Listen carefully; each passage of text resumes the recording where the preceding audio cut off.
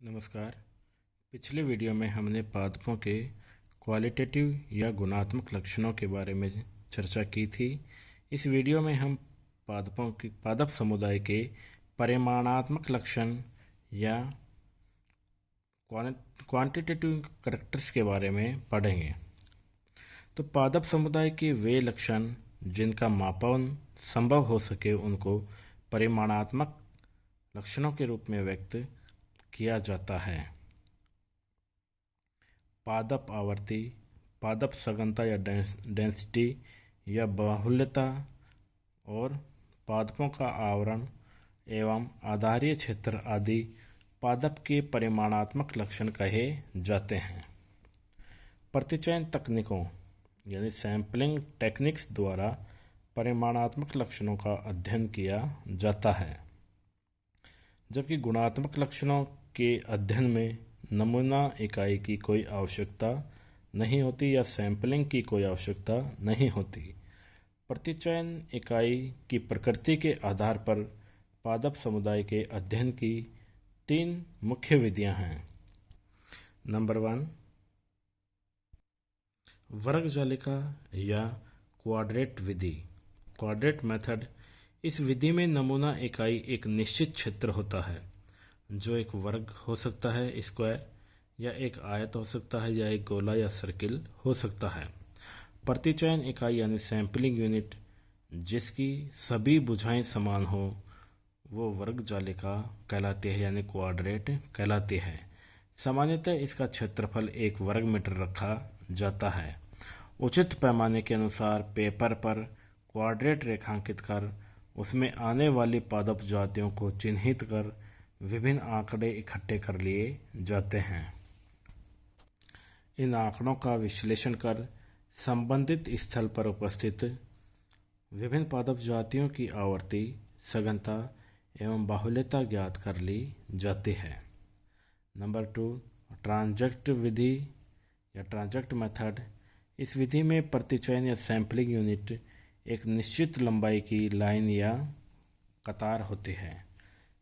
जिस क्षेत्र की सैंपलिंग लेनी होती है इसमें एक सिरे से दूसरे सिरे तक एक सीधी डोरी अथवा रेखा खींच दी जाती है।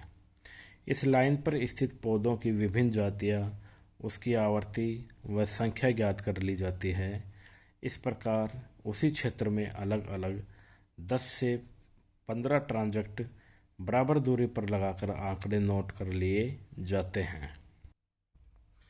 इस विधि द्वारा किसी संगठन की परिधि से केंद्रक तक पौधों की रचनाकृति और संगठन में परिवर्तन को भी ज्ञात किया जा सकता है।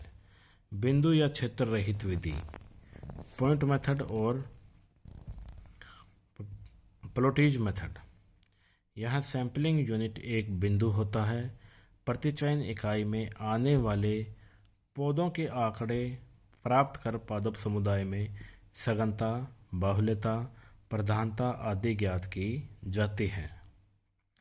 परिमाणात्मक लक्षणों की विवेचना। पादप आवर्ती। किसी समुदाय में एक जाति के पौधों का समान या असमान वितरण का सूचक आवर्ती होती है। किसी समुदाय में एक जाति के प्रतिशत प्रक्षेपण को उसकी आवर्ती कहते हैं। आवर्ती बराबर क्वाड्रेट की संख्या जिसमें वह जाति उपस्थित है अपॉन अध्ययन किए गए क्वाड्रेट की संख्या गुणा 100।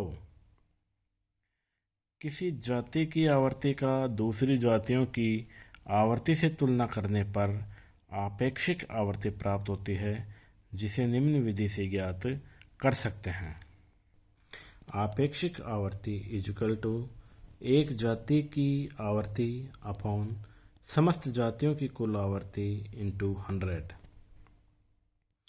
नंबर 2, बाहुल्यता या अबंडेंस।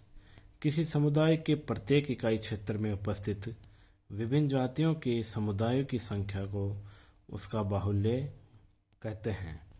बाहुल्यता इक्वल टू अध्ययन किए गए समस्त क्वाड्रेट में अमुक जाति के पौधों की कुल संख्या अपॉन कुल क्वाड्रेट की संख्या जिसमें यह जाति पाई जाती हैं। नंबर 3, सघनता या डेंसिटी। सघनता किसी जाति की संख्यात्मक प्रबलता को प्रस्तुत करती है। पादप समुदाय के प्रति इकाई क्षेत्र में पाए जाने वाले एक जाति के पादपों की संख्या को सघनता कहते हैं।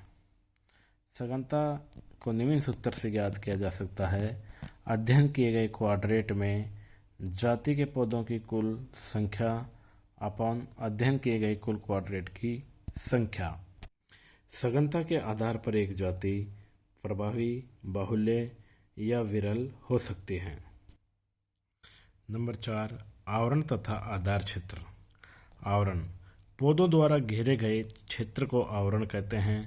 यह क्षेत्र पर्निल आवरण, हर्बेज कवर अथवा आधार क्षेत्र का आवरण हो सकता है। पर्निल आवरण से अर्थ है पादप के वायवीय भाग द्वारा घेरा गया भूमिका क्षेत्र। पर्निल आवरण का आकलन चार्ट, क्वाड्रेट या पॉइंट फ्रेम द्वारा किया जाता है। दूसरा है आधारीय क्षेत्र। आधारीय क्षेत्र से तात्पर्य तने द्वारा भूमि का वेदित क्षेत्र है, अर्थात तने व मूल संधि द्वारा घेरा गया भूमि का क्षेत्र आधारीय क्षेत्र कहलाता है। नंबर 5, प्रमुखता या डोमिनेंस। प्रमुखता में आवरण को एक महत्वपूर्ण लक्षण के रूप में मापा जाता है। जैसे किसी शाकीय समुदाय में केवल एक झाड़ी या वृक्ष का संख्या के दृष्टिकोण से कोई महत्व नहीं होता, लेकिन यदि पादप द्वारा घेरे गए क्षेत्र या जैव भार पर ध्यान दिया जाए तो उसी शाकीय समुदाय में झाड़ी या वृक्ष की महत्ता हो जाती है।